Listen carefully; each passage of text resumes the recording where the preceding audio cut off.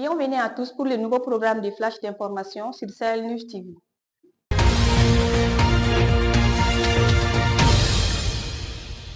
La commission de rédaction de la Charte nationale pour la paix et la réconciliation nationale a été reçue le mardi 25 février 2025 à la primature pour faire état de l'avancée de ses travaux.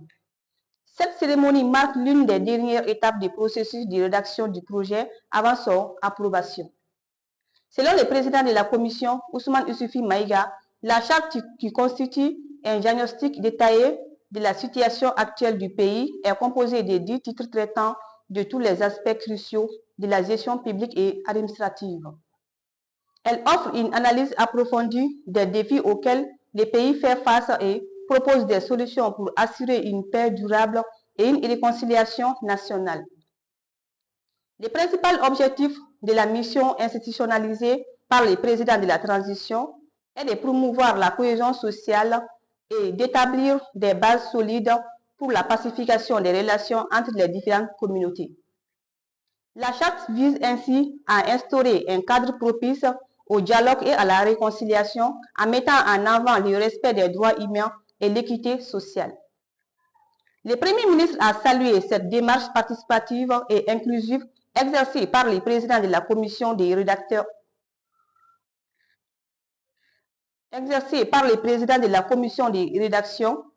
qui permettent à toutes les parties prenantes de s'exprimer et de faire des propositions et des contributions sur un sujet important devant mener à la paix et à la réconciliation nationale dans notre pays.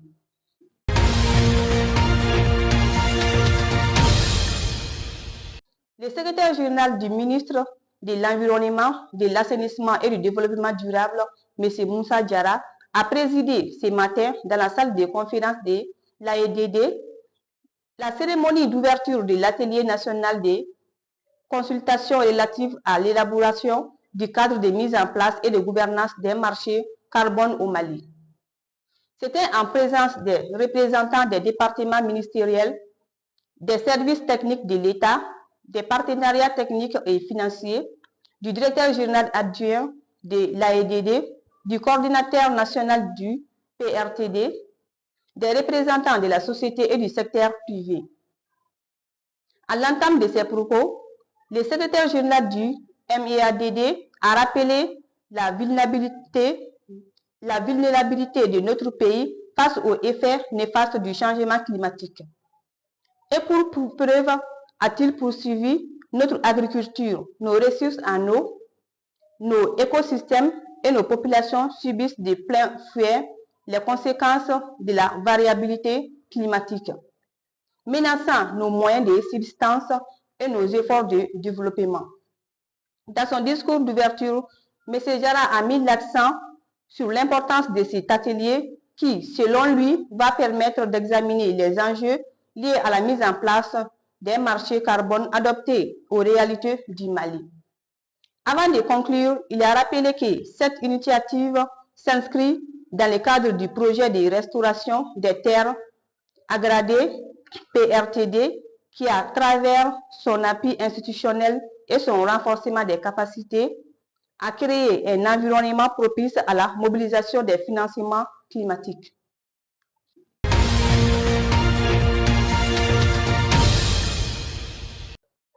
Le ministre de la Jeunesse et des Sports, chargé de l'instruction civique et de la construction citoyenne, Abdoulaye Kassim Fomba, a présidé la cérémonie de mise en route de la 6e cohorte du service national de la jeunesse au centre d'instruction de Bafou, le mardi 25 février 2025.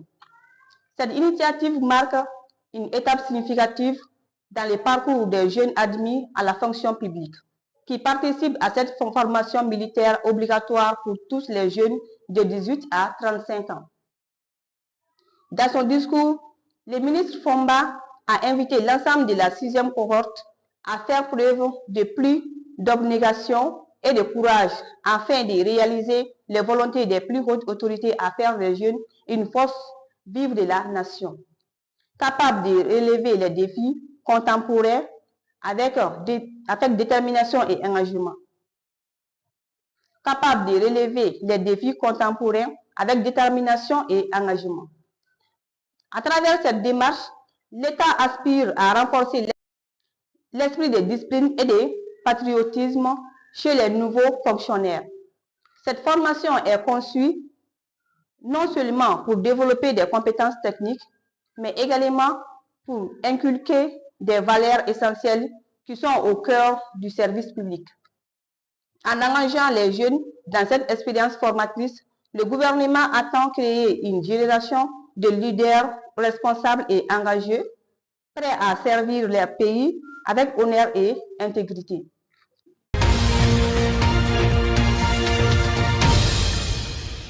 C'est tout pour ces flashs d'informations. Merci de l'avoir suivi et à très bientôt. Surtout restez connectés sur notre page Sahel News TV.